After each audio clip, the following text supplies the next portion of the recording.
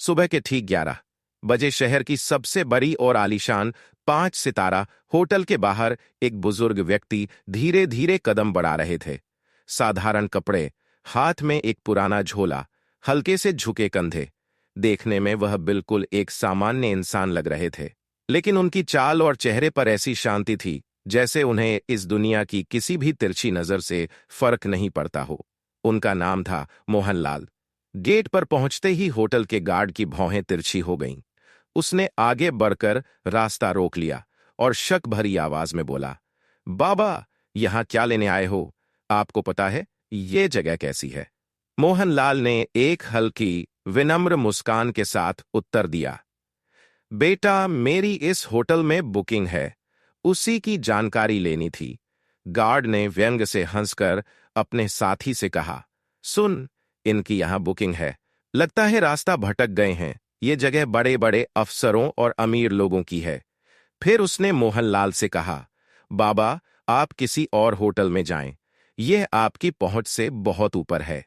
उधर reception counter पर खड़ी प्रिया सक्सेना ने यह सब सुन लिया। उसने मोहनलाल को ऊपर से नीचे तक देखा, उनकी सादगी पर ताना कसते हुए कहा, बाबा, यहां कमरे बहुत महंगे हैं, आपके जैसे लोग यहां कैसे ठहर सकते हैं? मोहनलाल ने बेहद सहजता से कहा, बेटी, एक बार चेक तो कर लो, शायद बुकिंग यहीं हो। प्रिया ने कंधे उचकाते हुए कहा, ठीक है बाबा, पर इसमें समय लगेगा, आप वेटिंग एरिया में जाकर बैठ जाइए। मोहनलाल ने सिर हिलाया और धीरे धीरे उस विशाल लॉबी में चमकदार फर्श, ऊंचे झूमर और विलासिता का प्रदर्शन था। लेकिन उसी चमक दमक के बीच एक बुजुर्ग की गरीबी का मजाक उड़ता हुआ दिखाई दे रहा था। लोग कॉफी पीते हुए फुसफुसा रहे थे, फ्री का खाना खाएगा शायद, एक गिलास पानी खरीदने की औकात नहीं। मोहनलाल सब सुन रहे थे, फिर भी उनकी आंखों में शांति थी, जैसे उन्हें पता हो सच अभी सामने आना बाकी है। वह कोने की एक कुर्सी पर बैठ गए, झोला नीचे रखा, छड़ी पकड़ी और चुपचाप इंतजार करने लगे। एक छोटा बच्चा अपनी मां से बोला, मम्मी, यह बाबा यहां क्यों? यह तो होटल वाले जैसे नहीं लगते। मां ने ताने भरे स्वर में कहा, बेटा, सब किस्मत का खेल है, जब किस्मत साथ न दे तो ऐसी ही भटकना पड़ता है। यह सुनकर भी मोहनलाल का चेहरा नहीं बदला, वो बस धैर्य से घड़ी की सुई को देखते रहे।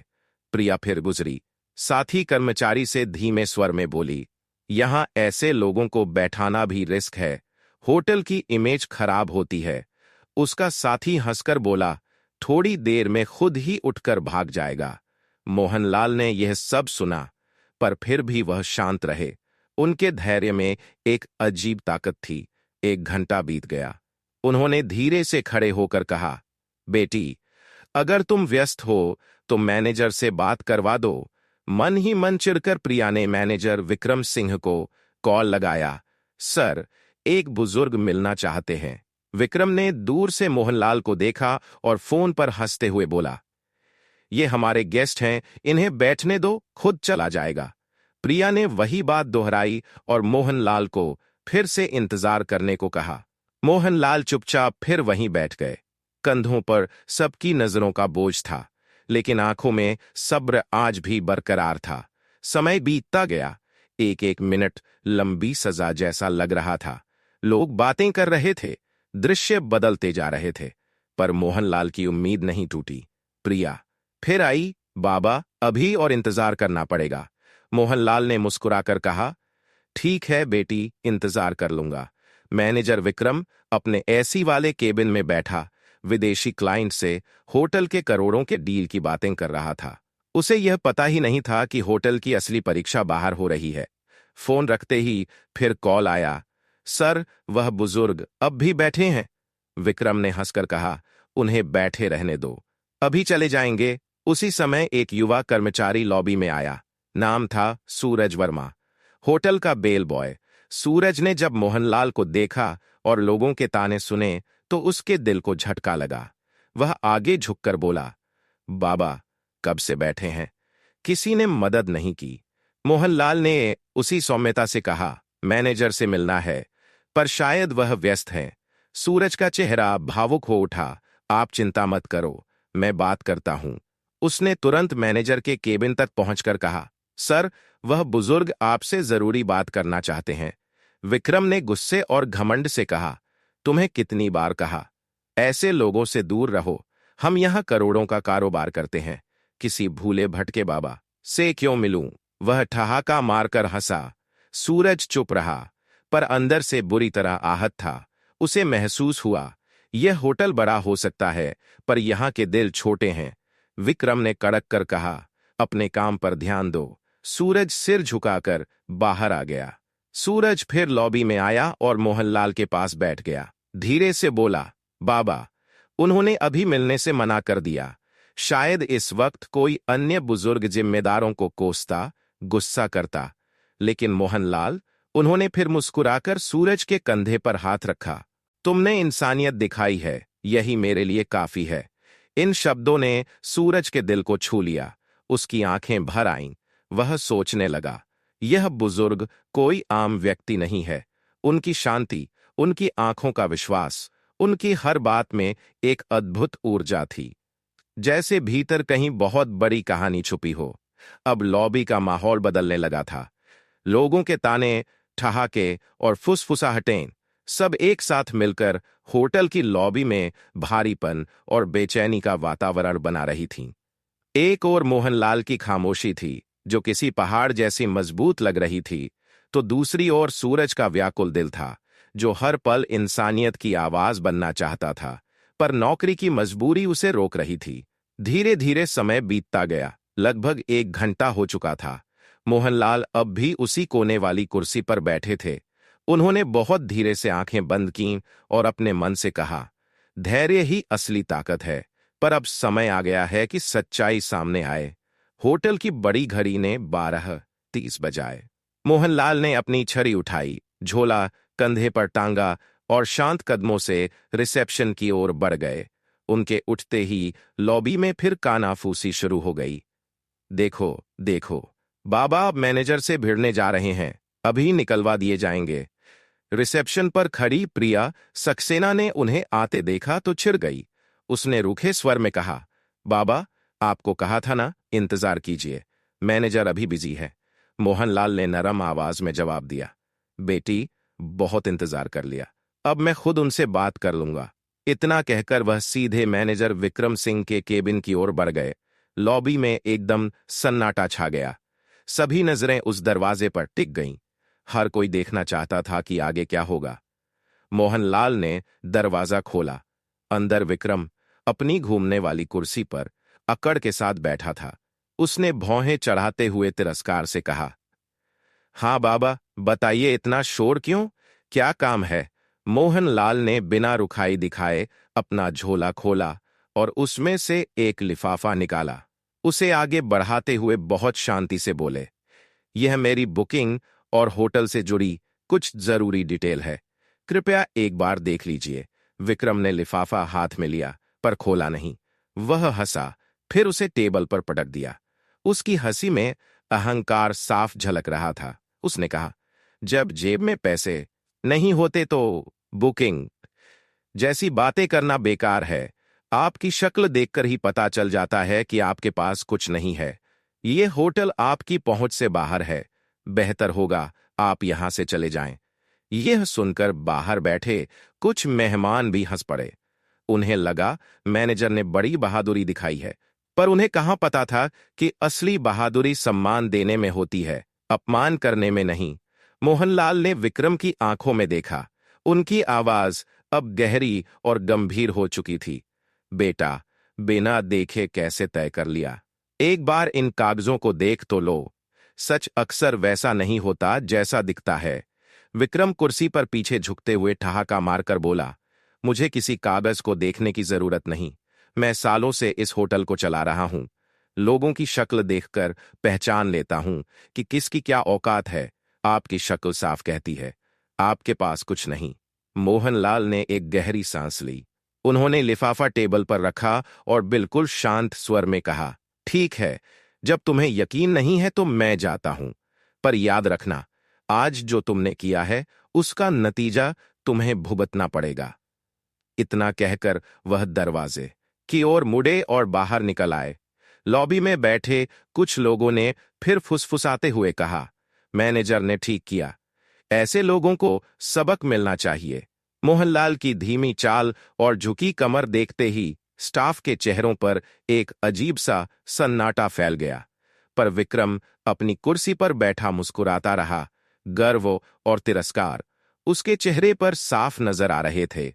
उधर सूरज वर्मा, जो सारी घटना चुपचाप देख रहा था, उस लिफाफे की ओर बढ़ा। उसने उसे धीरे से उठाया और सर्वर कंप्यूटर की तरफ चला गया। उसने होटल के सिस्टम में लॉगिन किया और पुरानी फाइलें खंगालनी शुरू की। लिफाफे में लिखी डिटेल्स के आधार पर उसने एक एक रिकॉर्ड खोला। कुछ ही देर में उसकी आंखें फटी रह गईं। स्क्रीन पर साफ लिखा था, मोहनलाल, होटल के 65% शेयर होल्डर, संस्थापक सदस्य। सूरज की सांसें तेज हो गईं, उसके हाथ कांप गए। उसने फौरन प्रिंटर से रिपोर्ट निकाली, पन्ने उठाए और भागता हुआ मैनेजर के केबिन में पहुंचा। अंदर विक्रम अभी भी किसी क्लाइंट से फोन पर बात कर रहा था। सूरज ने विनम्रता से कहा, सर, यह रिपोर्ट देखिए। यह वही बुजुर्ग हैं जो अभी आए थे। ये हमारे होटल के असली मालिक हैं। विक्रम ने फोन रखते हुए भौहें तिरछी कीं और चिढ़कर बोला, कितनी बार कहा है, ऐसे लोगों की रिपोर्ट्स में दिलचस्पी नहीं है। यह सब फालतू बातें हैं। सूरज ने फिर शांत स्वर में कहा, सर, कागज साफ बताता है कि मोहनलाल हमारे होटल के 65% मालिक है। अगर हमसे कोई गलती। विक्रम ने बीच में ही बात काट दी। उसने रिपोर्ट अपनी तरफ सरकाई, एक नजर डाली भी नहीं और वापस सूरज की तरफ धकेल दी। उसकी आवाज पहले से ज्यादा कड़ी थी, मुझे यह बकवास नहीं चाहिए। अपना काम करो। यह होटल मेरी मैनेजमेंट स्किल से चलता है, किसी पुराने बाबा की दान दक्षिणा से नहीं। सूरज दंग रह गया। वह रिपोर्ट हाथ में लेकर बाहर निकला। लॉबी में आते ही उसे मोहनलाल की आंखें याद आ गईं, गहरी, शांत, भरोसे से भरी। उसे लगा, यह मामला सिर्फ होटल तक सीमित नहीं रहा, यह इंसानियत की परीक्षा है। धीरे धीरे शाम हो गई। मेहमान अपने कमरों में चले गए। स्टाफ अपने काम में लग गया, पर सूरज के दिल में हलचल बढ़ती गई। उसे यकीन था, कल का दिन इस जगह की तस्वीर बदल देगा। अगली सुबह होटल का नजारा बदला बदला था। हर कोने में हलचल थी। स्टाफ आपस में धीमे स्वर में बात कर रहा था, कल वाला बाबा, कुछ तो खास बात है उनमें। सुना है वो बड़े शेयर होल्डर है। यह खबर हवा की तरह पूरे होटल में फैल गई थी, पर कई लोग अब भी इसे अफवाह मान रहे थे। वे सोच नहीं पा रहे थे कि साधारण कपड़े, पुराना झोला, धीमी चाल, ऐसा आदमी इस होटल का मालिक कैसे हो सकता है।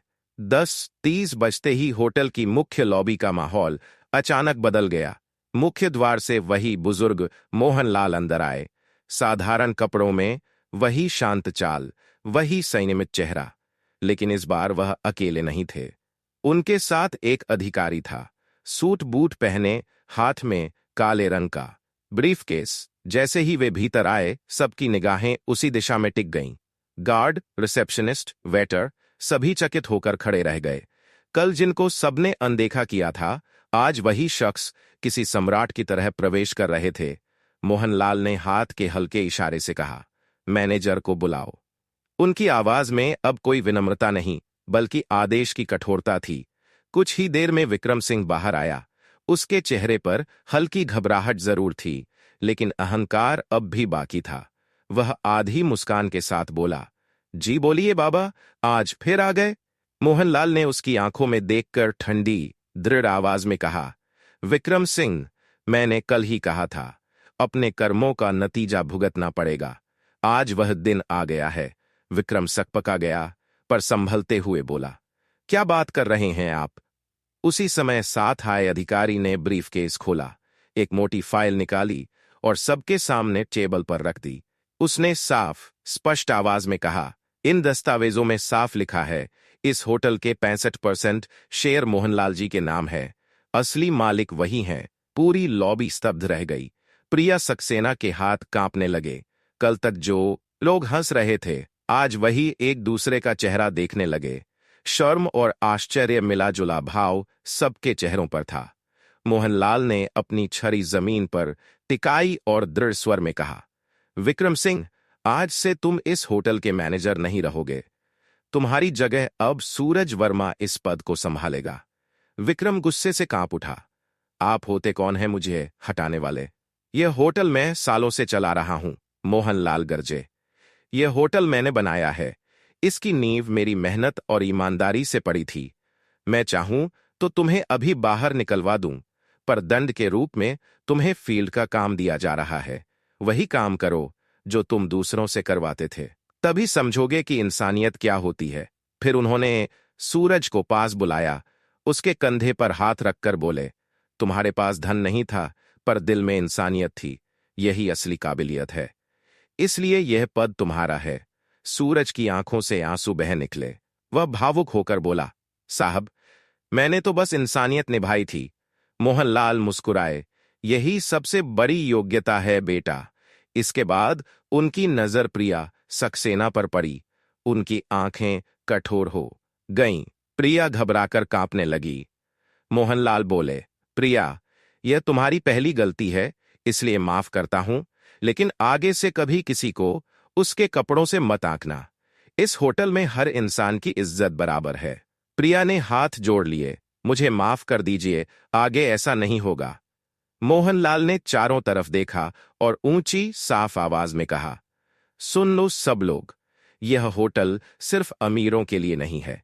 यहां इंसानियत ही असली पहचान होगी। जो भी अमीर गरीब का फर्क करेगा, वह यहां रहने लायक नहीं। लॉबी में मौजूद गेस्ट जोरदार तालियां बजाने लगे। कल तक जो लोग उन्हें छोटा समझ रहे थे, आज वही उनकी ओर सम्मान से देख रहे थे। मोहनलाल ने अंत में कहा, असली अमीरी पैसे में नहीं, सोच में होती है। सोच बड़ी हो तो इंसान खुद ब खुद बड़ा बन जाता है। इतना कहकर वह अधिकारी के साथ होटल से बाहर निकल गए। पीछे खड़े स्टाफ और गेस्ट्स देर तक उन्हें देखते रहे। सबके मन में एक ही बात थी, मालिक ऐसा होना चाहिए जो इंसान को उसके कपड़ों से नहीं, उसके दिल से पहचाने। उस दिन के बाद होटल का माहौल पूरी तरह बदल गया। स्टाफ अब हर मेहमान से सम्मान से बात करता, नए नियम लगे, भेदभाव शून्य, आदर सर्वोपरि। लोग कहने लगे, मोहनलाल ने सिर्फ होटल नहीं बनाया, इंसानियत की नींव भी रखी। और हां, जिन्हें यह कहानी पसंद आई, उन्होंने इसे अपने दोस्तों तक पहुंचाया और मन ही मन ठान लिया, अगली बार किसी साधारण दिखने वाले इंसान को देखकर फैसला करने से पहले एक बार उसके दिल तक जरूर